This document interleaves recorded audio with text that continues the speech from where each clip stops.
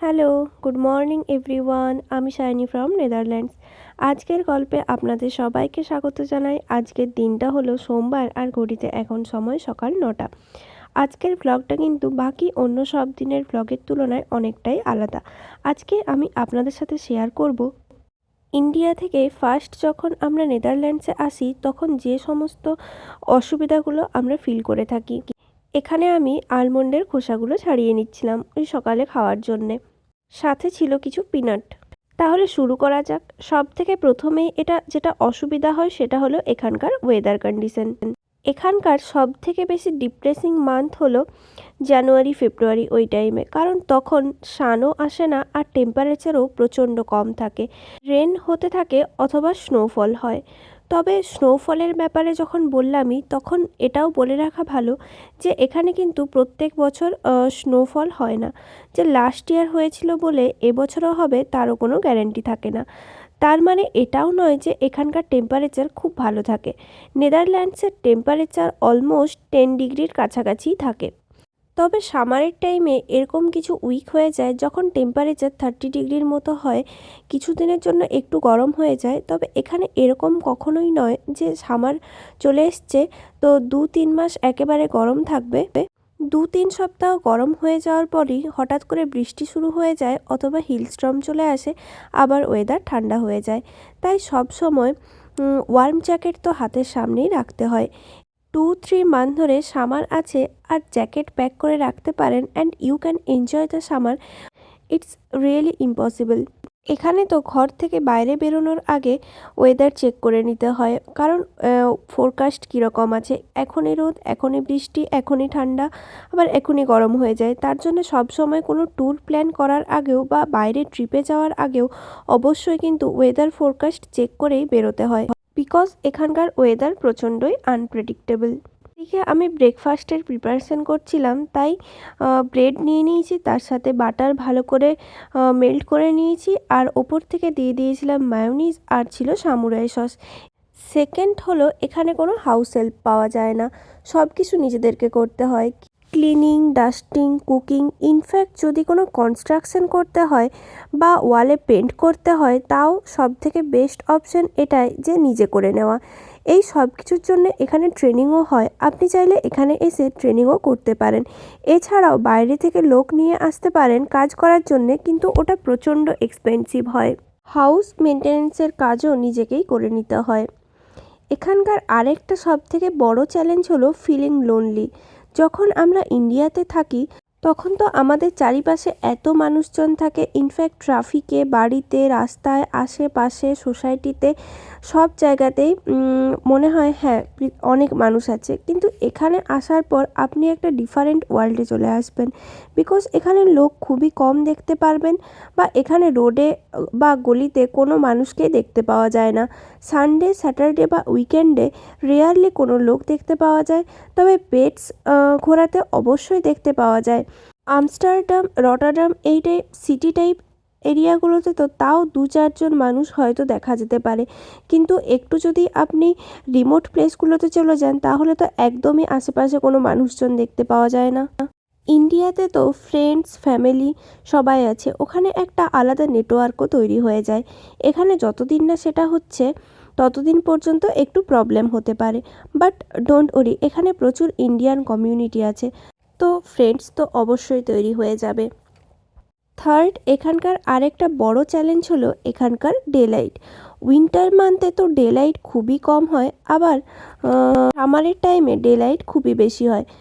উইন্টারে sunrise হয় এখানে 8 o'clock আর sunset হয়ে যায় 4 o'clock, মানে ডে লাইট খুবই কম থাকে, তো কাজ খুব একটা বেশি করাও যায় না। অন্যদিকে মে মাসে আবার সামারের টাইমে আবার ডিফারেন্ট এক্সপিরিয়েন্স। তখন তো সানরাইজ হয় 5 o'clock আর সানসেট হয় 10 o'clock। প্রথমে তো খুবই অবাক লাগতো যে 9:30 বেজে গেছে, এদিকে রাতও হয়ে যাচ্ছে অথচ সানসেট হয়নি। তো রাতের খাবারও খেতে হবে, ঘুমোতেও হবে।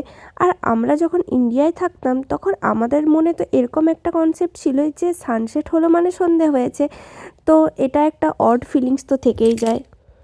ফোর্থ হলো এখানকার ল্যাঙ্গুয়েজ। এখানকার ল্যাঙ্গুয়েজ হলো ডাচ। তো আপনি যখন এখানে আসবেন তখন এটা একটা খুব বড় ডিফিকাল্টি, বিকজ এখানকার সব ডাচে লেখা থাকে। আপনি গ্রসারি স্টোরে যাবেন বা কোনো সিটিতে গেছেন, সেখানকার নাম সব কিছুই ডাচে লেখা আছে। এছাড়াও এখানকার সব জিনিসে তো পোস্টের মাধ্যমে আসে, তো পোস্টের মাধ্যমে যেসব লেটার আসে সেগুলোও কিন্তু ডাচে লেখা থাকে। তাই সব কিছু আগে ট্রান্সলেট করে নিতে হবে, তারপর আপনি সেগুলো পড়ে বুঝতে পারবেন। এছাড়াও আপনি যদি কাউকে আপনার নিজের বাড়ির অ্যাড্রেস বলতে চান, সেটাও কিন্তু অফকোর্স একটা বড় চ্যালেঞ্জ, বিকজ এটা আপনাকে প্রোনাউন্স করতে হবে, আর এদের প্রোনাউন্সিয়েশন কিন্তু অনেকটাই আলাদা। এরা তো এ কে আ বলে আর ই কে এ বলে। তবে একটা ভালো ব্যাপার হলো এখানকার সব মানুষজন ইংলিশ বুঝতেও পারে, আবার বলতেও পারে। তো ডাচ শিখতেই হবে এরকম কোনো মানে নেই। মানে আপনি যদি ইংলিশে কথা বলেন তাহলে তারা কিন্তু আপনার উত্তর দিয়েই দেবে। ওইদিকে আমার সকালের ব্রেকফাস্ট বানানো হয়ে গিয়েছিল, আর আমি ব্রেকফাস্ট কমপ্লিটও হয়ে গেছে। আর অনেক দিন ধরে এই বানানা চিপসটা স্যাটারডে মার্কেট থেকে কিনে এনেছিলাম, বাট এখানকার চিপসে তো না থাকে সল্ট, না থাকে কোনো টেস্ট। তার জন্যে আমি বাড়িতে নিয়ে আসার পর সেটাকে আবার নুন, লঙ্কা, জিরে গুঁড়ো, ধনে গুঁড়ো দিয়ে ভালো করে ভেজে নিই। তাহলে আমার মনে হয় একটু আমাদের ইন্ডিয়ান টাইপ টেস্ট আসে, যেটা খেতেও ভালো লাগে। তার জন্যে এই চিপসটাকে কিছুক্ষণের জন্য ভেজে নেব। তার সাথে সাথে আপনাদের সাথে শেয়ার করব এরপরে নেক্সট ডিফিকাল্টি কী আসতে পারে। নেক্সট হলো হেলথ কেয়ার। হেলথ কেয়ার কিন্তু ইন্ডিয়ার থেকে এখানকার সিস্টেম অনেকটাই আলাদা। ইন্ডিয়াতে থাকার সময় আমাদের যা কিছু ছোটোখাটো অসুবিধা হতো, তাতেই আমরা ডক্টরের কাছে যেতাম এবং কিছু অ্যান্টিবায়োটিক্স নিয়ে নিতাম, অ্যাটলিস্ট 4-5টা তো নিতাম, তারপর ভালো হয়ে যেত। ওরকমভাবে আমাদের বডি বিল্ড আপও হয়েছে।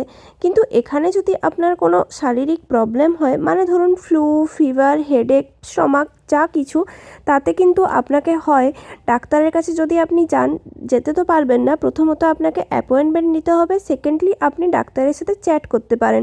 তারা আপনাকে হয় বলবে বাড়িতে রেস্ট নেওয়ার জন্যে, না হলে খুব বেশি হলে প্যারাসিটামল দিয়ে দেবে। আরেকটা বেশ বড় চ্যালেঞ্জ আর ডিফিকাল্টি দুটোই বলতে পারেন, সেটা হলো ইন্ডিয়ান ফুড। নেদারল্যান্ডসে ইন্ডিয়ান গ্রসারি স্টোর্স তো আছে, কিন্তু সেগুলো অনেক দূরে দূরে, অনেক কমও হয়। আর আশেপাশে যে স্টোরগুলো থাকে সেখানে ইন্ডিয়ান জিনিসপত্র খুব একটা বেশি পাওয়া যায় না। যেমন অ্যালবার্টাইন, ডার্ক, এগুলোতে যদি আপনাকে লাউ, কুমড়ো, উচ্ছে, বেগুন, পটল, যে কোনো ইন্ডিয়ান ভেজিটেবলস খেতে হয়, তাহলে তো অবশ্যই ইন্ডিয়ান স্টোরেই যেতে হবে। এছাড়াও পনির যেটা, সেটাও এখানে পাওয়া যায় না। এখানকার স্টোরগুলোতে মোটামুটি টোফু পাওয়া যায়, অলমোস্ট পনিরের মতনই খেতে, বাট পনিরের মতো টেস্ট হয় না। এছাড়াও ইন্ডিয়ান চাল, আটা, এই সব কিছু নেওয়ার জন্য আপনাকে ওই গ্রসারি স্টোরেই যেতে হবে। ইন্ডিয়ান গ্রসারি স্টোরগুলোতে সব কিছুর দামও অনেক এক্সপেন্সিভ হয়। আর আমরা এটা এক্সপ্লোর করেছি যে কিছু কিছু জিনিসপত্র আমরা ডাচ স্টোর থেকেও পেয়ে যাব, যেগুলো পাওয়া যায় না সেগুলো আমরা ইন্ডিয়ান স্টোরস থেকে নিয়ে নিই। এখানকার কালচার, এখানকার মানুষজন কিন্তু অনেক বেশি ফ্রেন্ডলি হয়। মোটামুটি আপনি যখনই এনাদের সাথে চোখে চোখ হবে বা কথা হবে, ওনারা কিন্তু আপনার সাথে ইন্টারেক্ট করার চেষ্টা করেন। তবে আরেকটা ব্যাপারও হলো, এনারা কিন্তু অনেক বেশি ডিরেক্ট হয়। মানে ধরুন আমরা ইন্ডিয়ানরা যেমন সব কিছু সুগার কোটিং করে বলতে পছন্দ করি, যাতে লোকের খারাপ না লেগে যায়, এনারা কিন্তু অনেক বেশি ডিরেক্টলি কথা বলতে পছন্দ করেন। মানে কোনটা ঠিক কোনটা ভুল সেটা এরা আপনাকে মুখের ওপরেই বলবে। কখনো হয়তো সেটা আপনার খারাপ লেগে যেতে পারে, কিন্তু এটা নিয়ে খারাপ ভাববেন না, বিকজ তাছাড়া ফেমাস তাদের এই ডিরেক্টনেসের জন্যে। এই ডিফিকাল্টটা হয়তো আমাকে ফেস করতে হয়নি, বাট আমি দেখেছি এটা ডিফিকাল্টিও না। তবে আমাদের ইন্ডিয়াতে যদি আপনি কার ড্রাইভ করতে চান, তাহলে তো সেটা অবশ্যই লেফট সাইডে হবে, কিন্তু এটা রাইট হ্যান্ড সাইডে হয়। এছাড়াও এখানকার ড্রাইভিং লাইসেন্স পাওয়া বা ড্রাইভ করা একটা প্রচণ্ড বড় ডিফিকাল্টি, বিকজ এখানকার প্রত্যেকটা রাস্তাতে আলাদা আলাদা স্পিড লিমিট দেওয়া থাকে। ড্রাইভ করার সময় অনেক বেশি কনসাস হয়ে ড্রাইভ করতে হবে। নেক্সট হলো এখানকার শপ টাইমিং। এখানে বেশিরভাগ দোকান 6টার মধ্যে বন্ধ হয়ে যায়। শুধু সন্ধেবেলায় হঠাৎ করে যদি কিছু প্রয়োজন হয়, তাহলে কিন্তু কিছুই পাওয়া যায় না। আর সবথেকে বড় কথা হলো স্যাটারডে সানডেতে তো অর্ধেকের বেশি দোকান বন্ধই থাকে, তাহলে সেই টাইমেও আপনি কিছু কেনাকাটা করতে পারবেন না। এই সব বিভিন্ন ধরনের ডিফিকাল্টি তো থাকেই, তবে একবার এখানে চলে আসার পর সব কিছুর সাথেই মানুষ অ্যাডজাস্ট হয়ে যায়। এখন আমি এখানে বানাচ্ছিলাম পোহা। আর পোহা বানানোর জন্যে প্রথমেই কড়াইতে দিয়ে দিয়েছিলাম কিছুটা পরিমাণে সানফ্লাওয়ার অয়েল। সেটা গরম হয়ে যাওয়ার পর দিয়েছি কিছুটা কারি পাতা। পোহা যেহেতু একটা সাউথ ইন্ডিয়ান খাবার, সেহেতু এখানে তো কারি পাতা আর সর্ষে একদম মাস্ট। আর শুকনো লঙ্কা ফোড়ন দিয়েছিলাম যাতে একটু ঝাল ঝালও হয় আর ফ্লেভারটাও ভালো আসে। তারপর কুচি কুচি করে রাখা পেঁয়াজ আর রসুন দিয়ে হালকা একটু ভেজে নেব, খুব একটা ভাজার প্রয়োজন নেই। পেঁয়াজ ভাজা হয়ে যাওয়ার পর এর মধ্যে আমি ওই জিরে গুঁড়ো, ধনে গুঁড়ো, হলুদ গুঁড়ো, লঙ্কার গুঁড়ো এগুলো একটু একটু দিয়ে দিয়েছিলাম আর সামান্য পরিমাণে নুন দেবো।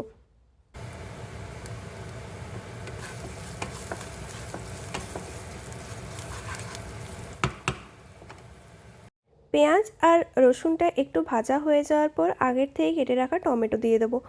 ভালো করে মশলাটা ভাজা হয়ে গেছে আর সুজিটা তো আগেই দেখলেন যে একটু ড্রাই রোস্ট করে রেখেছিলাম।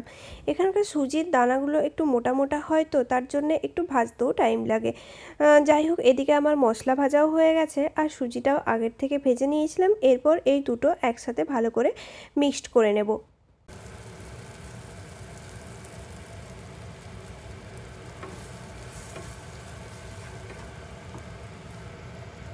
সুজি আর ভেজিটেবলস দুটো একসাথে ভালো করে মিশিয়ে নেওয়ার পর 5 থেকে 10 মিনিটের জন্য ভেজে নেব। তারপর ওই 1 কাপ মতো সুজি দিয়েছিলাম, তাই 3 কাপ মতো জল দিয়ে কিছুক্ষণের জন্য ভালো করে ফুটিয়ে নেব। তাহলেই আমার উপমা রেডি হয়ে যাবে। তাহলে চলুন আজকে আমার এই ভিডিওটা এখানেই শেষ করছি। যদি আমার এই ব্লগ আপনাদের ভালো লেগে থাকে তাহলে please do like, comment, share and subscribe. দেখা হবে পরের নতুন একটি ব্লগে। ততক্ষণের জন্য সবাই ভালো থাকবেন। Thanks for watching my video. Thank you so much. আর আমি বাদামটা আগের থেকেই ভেজে রেখেছিলাম, তার জন্য আর বাদাম ভাজাটা দেখাইনি, এখন মনে পড়তে মিশিয়ে দিয়েছি।